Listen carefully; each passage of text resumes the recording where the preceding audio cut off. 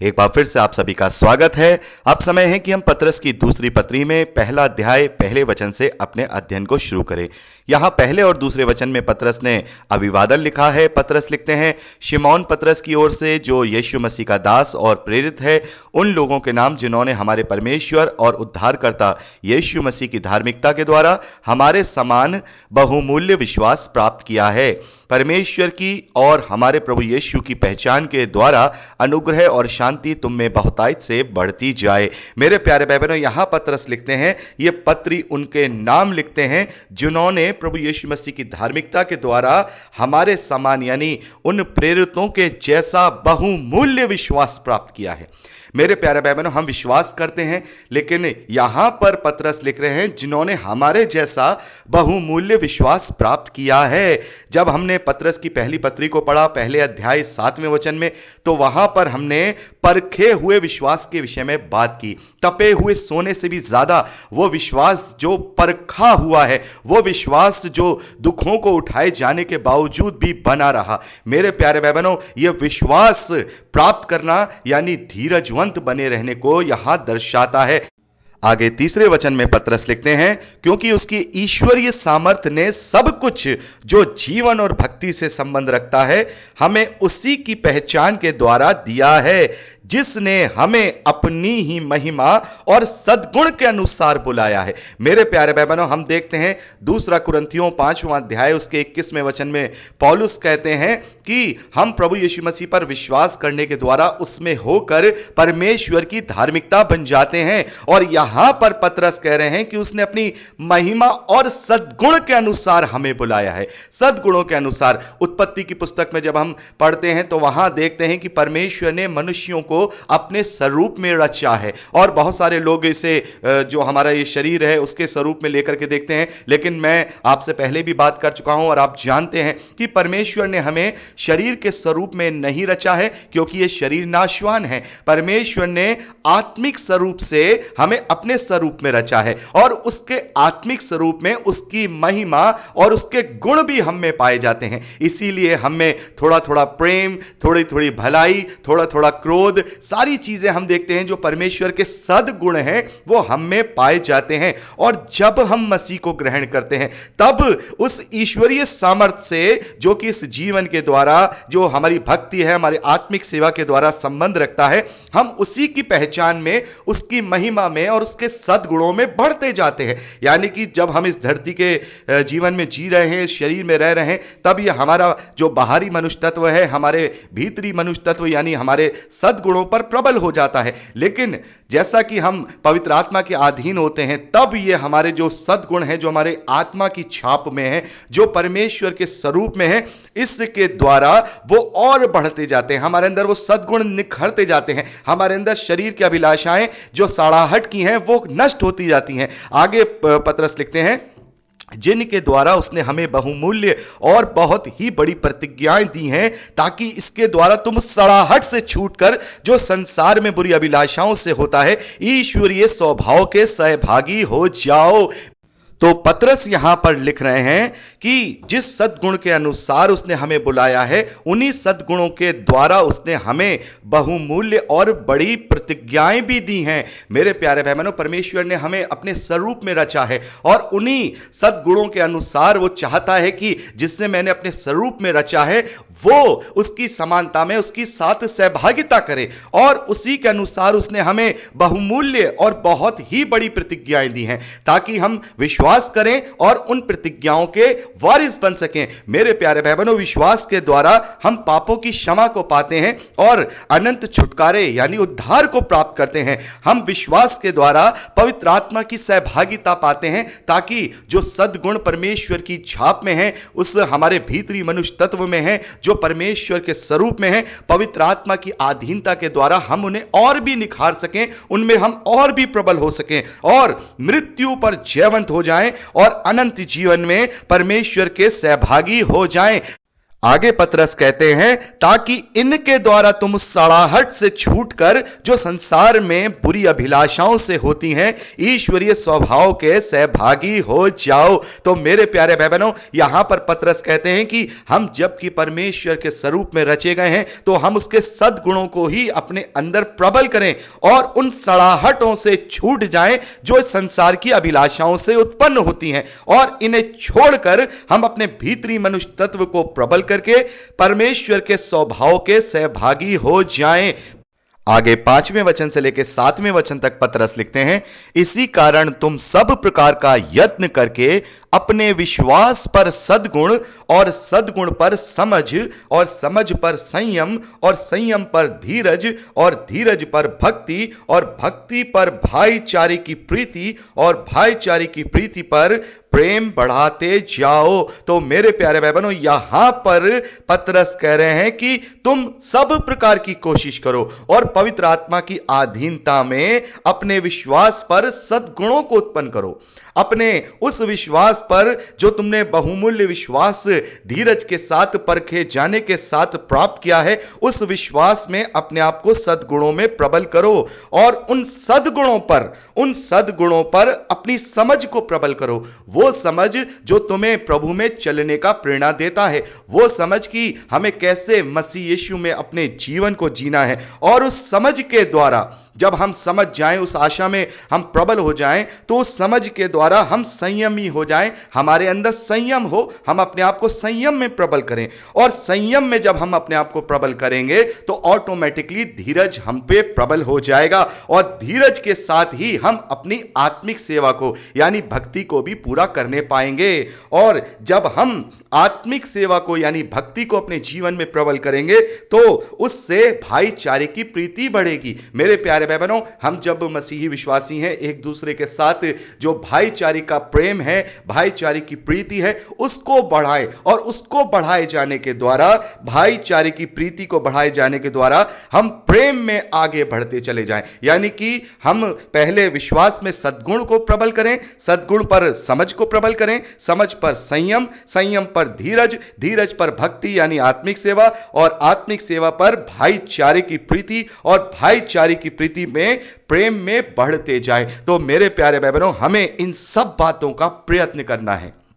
ताकि जो हम परमेश्वर के स्वरूप में रचे गए हैं, उन सद्गुणों को अपने जीवन में हावी कर पाएं। और परमेश्वर का सबसे बड़ा सद्गुण है वो प्रेम है, और प्रेम में ही हम अपने आप को प्रबल करें। यदि हमने प्रेम में अपने आप को प्रबल कर लिया तो बाकी सारी चीजें ऑटोमेटिकली हमारे जीवन में, हमारे आत्मिक जो जीवन है उसमें प्रबल हो जाएंगी। 8वें वचन में पतरस लिखते हैं, क्योंकि यदि ये बातें तुम में वर्तमान रहें और बढ़ती जाएं तो तुम्हें हमारे प्रभु यीशु मसीह की पहचान में निकम्मे और निष्फल ना होने देगी। तो मेरे प्यारे भाई बहनों, यहां पतरस कह रहे हैं कि यदि हम इन्हीं बातों के प्रयत्न में लगे रहेंगे, यदि हम विश्वास में सद्गुणों को और सद्गुण पर समझ को, समझ को संयम पर, संयम से धीरज, धीरज से भक्ति, और भक्ति से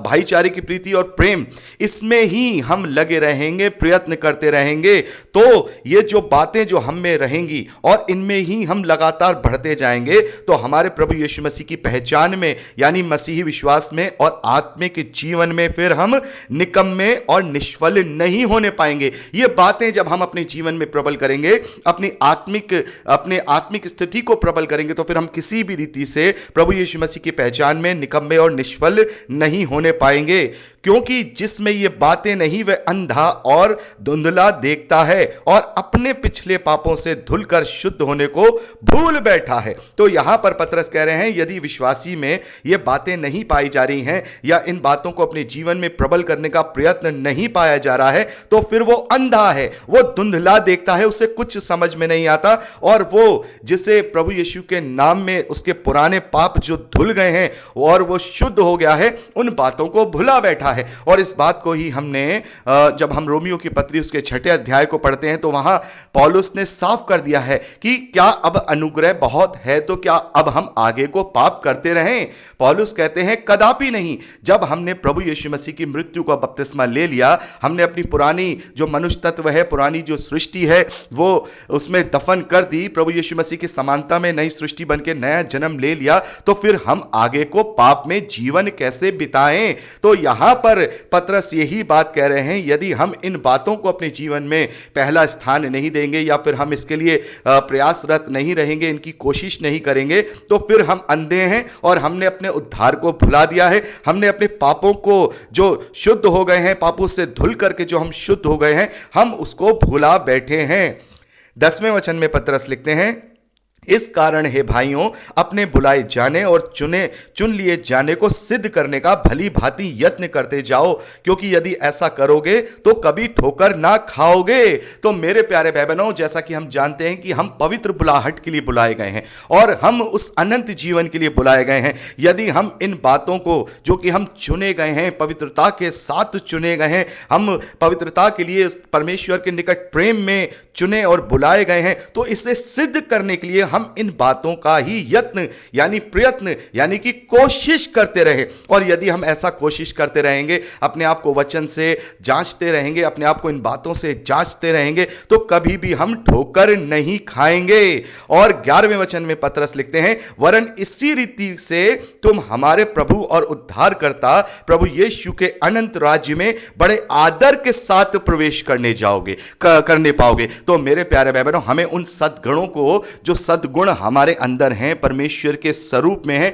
उन्हें प्रबल करना है और उन सद्गुणों से ही हम उस गुण तक, जो परमेश्वर का सर्वोत्तम गुण है, प्रेम है, वहां तक पहुंचेंगे। और जब हमने अपने अंदर प्रेम को प्रबल कर लिया, तो सारी बातें जो परमेश्वर के स्वरूप के सद्गुण हैं, वो सारी बातें हम में पाई जाएंगी। गलातियों की पत्री उसका 5वां अध्याय उसके 22वें और 23वें वचन में जो पवित्र आत्मा का फल हम वहां देखते हैं, वो फल भी हमारे जीवन में, वो चिन्ह भी हमारे जीवन में दिखाई देंगे, जिसका सबसे पहला चिन्ह हम प्रेम को देखते हैं। तो हमें केवल अपने आप को इसी प्रयत्न में, इसी यत्न में, इसी कोशिश में लगे रहना है कि जो स्वरूप परमेश्वर का हमारे अंदर है, उन सद्गुणों को हम बढ़ाएं, ना कि हम बाहरी मनुष्य तत्व यानी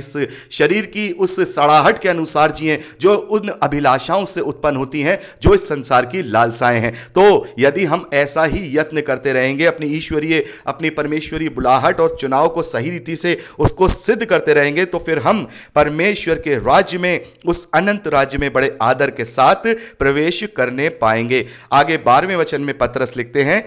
इसीलिए यद्यपि तुम ये बातें जानते हो और सत्य वचन तुम्हें मिला है, उसमें बने रहते हो, तो भी मैं तुम्हें इन बातों की सुधि दिलाने को सर्वदा तैयार रहूंगा। तो यहां पतरस कह रहे हैं कि मैं जानता हूं कि तुम ये सब बातें करते हो, तुम ये सब बातों का प्रयत्न करते हो, तब भी मैं तुम्हें सत्य वचन जो तुम्हें मिला है, उसमें वो तुम्हें मैं सुधि दिलाने के लिए सर्वदा तैयार रहूंगा। क्योंकि यहां पर हम देखते हैं कि पतरस को इस बात का अंदेशा है, पतरस ये जानते हैं कि आगे आने वाले समय में मेरा बहुत ही कम जीवन इस धरती पर रह गया है और मैं ज्यादा से ज्यादा लोगों को प्रोत्साहित कर सकूं, उन्हें हियाव दे सकूं, उन्हें मैं समझा सकूं। 13वें वचन में पतरस लिखते हैं, मैं ये अपने लिए उचित समझता हूं कि जब तक मैं इस डेरे में हूं, तब तक तुम्हें सुधि दिलाकर उभारता रहूं, क्योंकि यह जानता हूं कि मेरे डेरे गिराए जाने का समय शीघ्र आने वाला है, जैसा कि हमारे प्रभु यीशु मसीह ने मुझ पर प्रकट किया है। इसीलिए मैं ऐसा यत्न करूंगा कि मेरे कूच करने के बाद तुम इन सब बातों को सर्वदा स्मरण कर सको। तो यहां पर हम साफ तौर पे देखते हैं कि प्रभु यीशु मसीह ने पवित्र आत्मा के द्वारा पतरस को यह इंडिकेशन दे दिया था कि आगे आने वाले समय में अब उसके दिन अब बहुत ज्यादा इस धरती पर नहीं है। इसीलिए पतरस यहां कह रहे हैं कि भले ही तुम इन सब बातों पर चलते हो, इन वचन पर जो तुम्हें मिले हैं उन्हें मानते हो, लेकिन फिर भी जब तक मेरे पास समय है, जब तक मेरे पास आखिरी समय है, मैं जानता हूं मेरा डेरा गिराए जाने का समय आ गया है, लेकिन फिर भी मैं तुम्हें इन बातों की सुधि दिलाकर तुम्हें उभारता रहूंगा, तुम्हें मैं प्रबल करता रहूंगा, मैं तुम्हें सब कुछ समझाता रहूंगा, ताकि जब तक मैं इस धरती पर हूं तब तक मैं तुम्हें समझाऊं, और जब मैं इस धरती से कूच कर दूं या मैं इस धरती धरती पर ना रहूं, तब तुम मेरी इन सब बातों को स्मरण करके सदा इन बातों पर चलने का प्रयत्न कर सको। तो मेरे प्यारे भाई बहनों, यहां पर हम देखते हैं कि पतरस अपने इस पत्र में लोगों को उत्साहित कर रहे हैं उस ईश्वरीय बुलाहट के विषय में, जो सद्गुण हमारे अंदर हैं उनके विषय में यहां पर बता रहे हैं। यदि हम उस अनंत राज्य में पूरे आदर के साथ उसमें प्रवेश करना चाहते हैं, तो हमें उस अपने ईश्वरीय जो स्वरूप में हमारा जो आत्मा रचा गया है, उसके जो सद्गुण हैं उन्हें उभारना होगा,